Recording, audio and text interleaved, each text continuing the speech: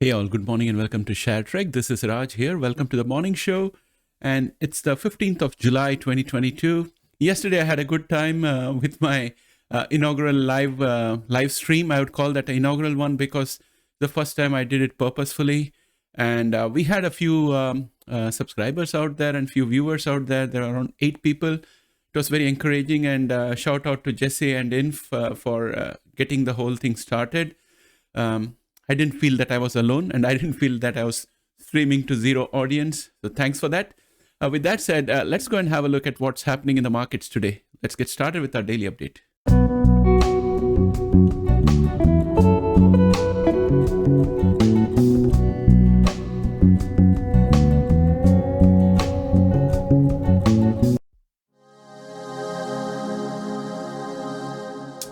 Let's get started with the news headlines. The very first headline that caught my attention is that Wells Fargo profits have fallen as the bank set aside funds for bad loans. The company shares dropped around 3%. This is similar to what we heard yesterday from the two bank results that we had, Morgan Stanley and other JP Morgan. So it's something similar and much expected because recession is around the corner. Unemployment and bad loans are likely.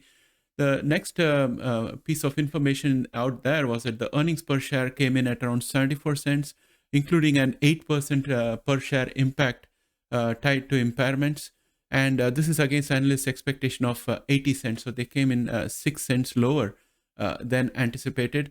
And this is also a big drop compared to $1.38 for the year earlier. So overall, the results didn't look good. Revenues came in lower at around 17.03 billion versus 17.53 billion. That's almost 0.50 billion lower revenue.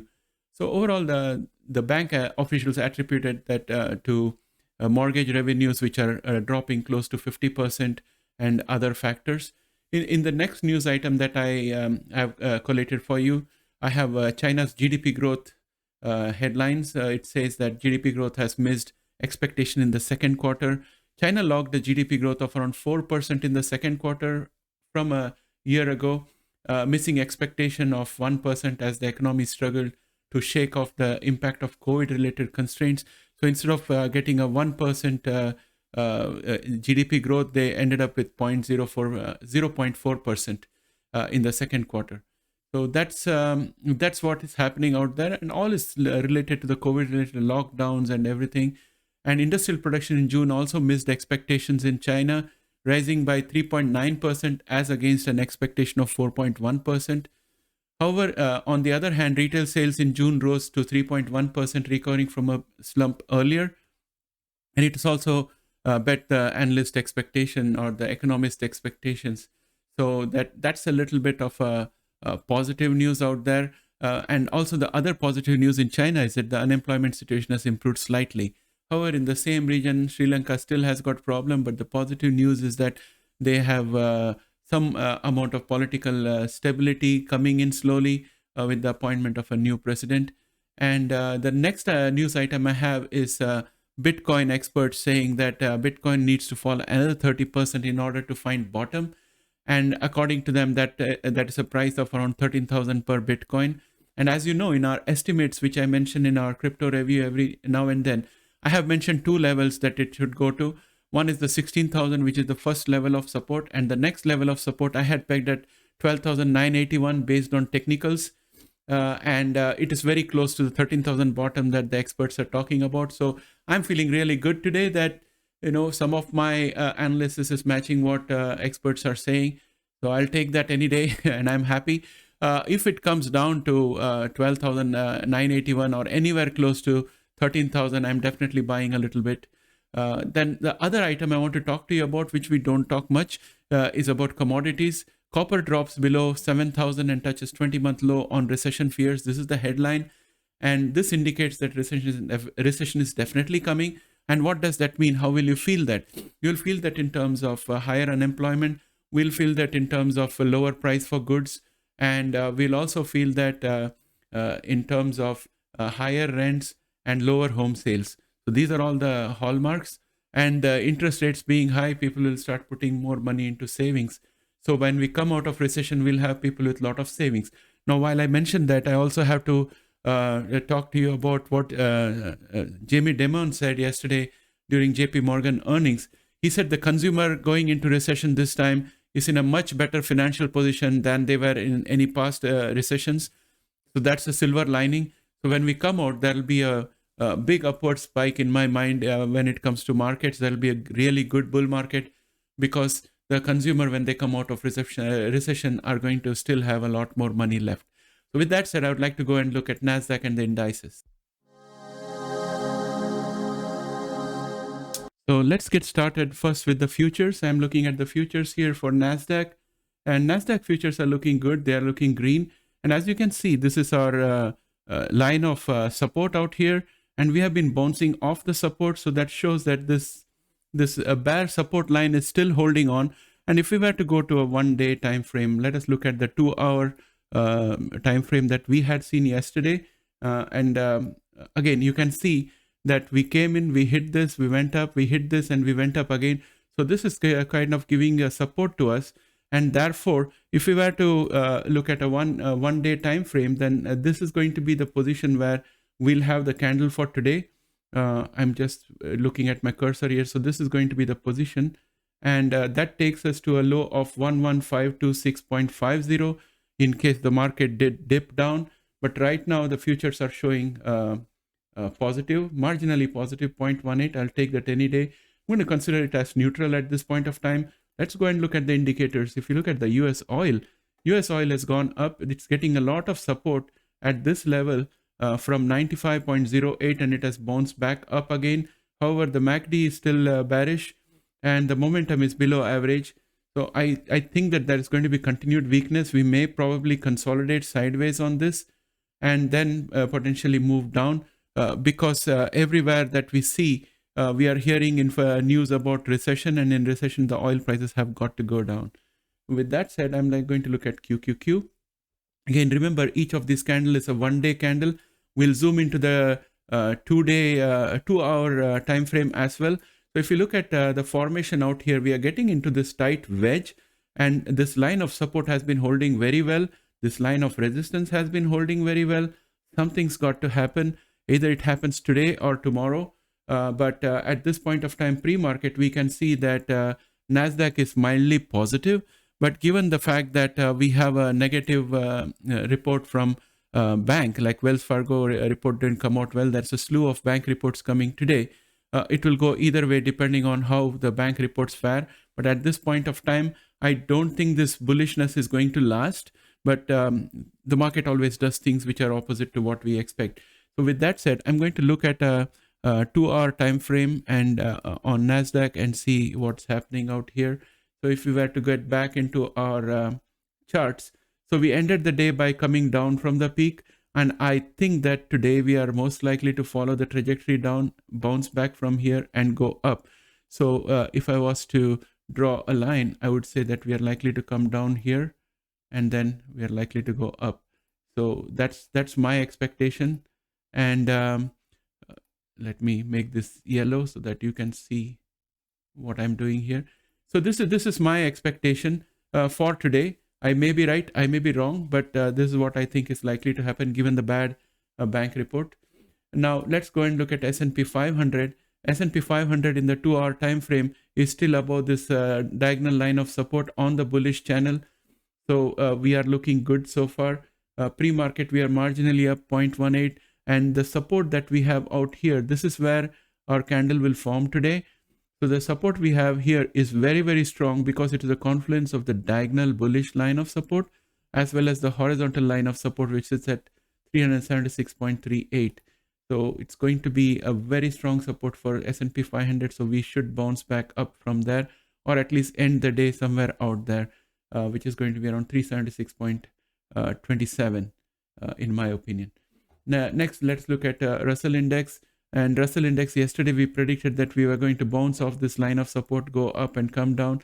We were wrong because it went down all the way down. But if we were to look at this from a daily time frame, you would see that we have come back up again. So to the extent that we said that we'll bounce back, we did bounce back, but we dipped much deeper than we thought. And today I'm expecting that Russell will also show weakness based on the bank earnings. We are right now pre-market up 0.17%, but I think overall there should be some bearishness in there. Dow Jones Industrial Average, yesterday we predicted will drop down here and bounce back, and that's exactly what we did. We dropped here, we touched this line of support at 301.49 and bounced back, and we went back up. So that prophecy was fulfilled. And today pre-market we are up 0.35. And as I mentioned, Dow Jones is very resilient so far. So today I'm expecting a little bit of weakness. We are up here, and pre-market we are out here. So we have plenty of scope to fall down all the way down to 301.49. So there is definitely going to be some downward movement. I don't think that this diagonal line of support is going to hold. I'm just going to drag this diagonal line of resistance down so that we can see it for our future comparison. And with that said, I think I'll look at the VIX. The VIX is down, and this is the good news for us, the VIX being down. But what's going to happen today is again dependent on what's happening overall in the macroeconomy, all the risk factors and everything. In that context, we are not yet out of the woods. So I'm expecting volatility to moderate on us or consolidate sideways. That's my expectation for today. And be range bound between 27.20 and 24.28. That's my expectation for today. And with that said, let us look at put call ratio. Put call ratio ended yesterday at 93.939. That is neutral to slightly bullish. And when we look at XLY by XLP, we are still respecting this line of resistance. So progressively, it's going to be difficult for us to go more into growth stocks. However, I think an exception is going to be there for genomic stocks because genomic stocks have been beaten down badly, and a few of the genomic stocks are now very close to monetization as they inch towards FDA approval. So that's going to give strength to genomic stocks, in my opinion. So genomics will always be a mixed bag going forward. That's what I think. And when you look at US dollar index is coming down. This is a good sign. We need to go down further. And if I was to go into a 1-day time frame and look at how things are shaping out here by selecting a 2-hour candle, then we can see that we had real good moves downwards. We have a bullish trend line out here. I'm going to give this a green support line color. And we still have opportunity to drop down all the way to 13,087, and then we can bounce back up again. So I would expect either sidewards or downward movement in the US dollar. But as US dollar, as the Fed increases the interest rate, US dollar is going to attract more funds, provided that the other countries do not increase their interest rate. For example, if Bank of Canada stops matching the interest rate hikes shown in the US dollar, then funds from Canada will move into US dollar, and US dollar will become stronger and the index will become higher. And that will assist in ushering in recession much faster and pushing us towards stagflation. So with that said, I would like to go and look at biotech shares. So here we have yesterday's price action. Caribou Biosciences did the best with a 1.93% increase, followed by CRISPR Therapeutics with 1.5%, Beam with 0.95%, and Intelia with 0.62. And as we can see, pre-market Caribou has no trades, and CRISPR Therapeutics has a gain of 0.35 pre-market. Beam Therapeutics has a gain of 2.37% pre-market. Let me check the news quickly. There is no new news item. It is still the reaction to the base editing deal with Verve. Intelia has got no trades pre-market. SQZ has got no trades pre-market. Yesterday it went up and then ended up flat. So there is no pre-market trades yet today. And if we were to go to the other end and look at PACB, which was the biggest loser, it lost minus 9.67%. It's very, very close to the bottom support. And this is the point at which I think I would like to grab a little bit of PACB because the risk reward is skewed more towards the rewards. In my opinion, of course, this is not financial advice. Please do your own due diligence before making any investment decisions. Editas has lost around minus 6.63 as of yesterday, but it is still in this bullish channel. And today we are pre-market up 1.39%. So I'm happy about Editas, the way it is going. And as I mentioned earlier, slowly and steadily, the genomic stocks have creeped onto a bullish channel. I hope it holds on. Like, for example, in case of Editas, I'm really happy about this because you can see that we have this, for example, let me draw this out for you. We had this line of resistance, which I removed. So this was the line of resistance that we had before. And I removed it because we broke out from it. So this is a conclusive bullish track in my opinion, and I stand by that. So I'm happy with Editas. Let's look at Bluebird. It's also again on a bullish channel, and I would like to go to a daily candle, and this is a daily candle out here. And as you can see, we are just bouncing off this green line of support because pre-market we are up 2.83%, which takes us up here. So today we could probably fall all the way down to 4.99. But if we go below this, then we are risking breaking this line of support, in which case I'll be adjusting it to the right and making it less steep and see if we have got 3 points of contact. So with that said, let me adjust this, do a little bit of fine tuning out here to make sure that it touches all the bottom. So we have multiple lines of support out here. So we just bounced off yesterday from here, or we rather got stopped at the support. So today we have to see what happens. I'm hoping for the best. I'm hoping this diagonal line of support will hold. Invitae is consolidating sideways, and pre-market it's up 1.42. Verve is was down yesterday, minus 3.85%, still on a bullish channel. I would just slightly adjust this bullish channel. Okay, so here we have it. This is much better suited. We still have support here for today at 20.82 before it even reaches the bullish channel. So that said, I would like to look at iDNA. Yes, iDNA is still on the bullish track. It is still respecting it. And pre-market, there are no trades. And if we look at Allogene, Allogene is definitely on a bullish track. And if I was to zoom out, you can see that we had this diagonal red line of resistance for the bearish channel. We broke out of it. And right now, we are under this line of resistance of 11.98. Hopefully, we break through above it. But still, this green line of resistance is also going to become a line of support. So there is a lot of supports available for Allogene. So Allogene should do well. Pre-market, it's up 9.61%. Let's look at news, if any. There is only insider sell as of June 23rd. So there is no new news. Illumina has got no trades. Pre-market, it has fallen down below our last line of support. So Illumina definitely is looking weak. I don't know what is wrong with the market. Illumina should be doing better. ARCG is still on a bullish channel. Pre-market, it's down minus 0.3, but still above this diagonal line of support. IMTX has briefly breached our line of support, and then it went up again. Pre-market, there are no trades. So it pierced through the next level of support, which was at 8.26. And then it pierced through this diagonal line of support and went up. All that matters is that the support held. So I'm hoping that it will hold again today. We should see what happens because there is no pre-market trading. Vertex is still very strong, and it dropped 0.89% yesterday. So with that, I would like to bring this session to an end. As you saw, there is some amount of strength in genomics, which you did not see before. Since the middle of June, things have been improving for genomics. So I'm hoping for a mixed day for genomics, something good for some of the companies, something weak for a little bit of the companies. We'll again meet at the end of the day, like yesterday, with our live stream and track the market and see what is happening. I would invite you to join us in the chat.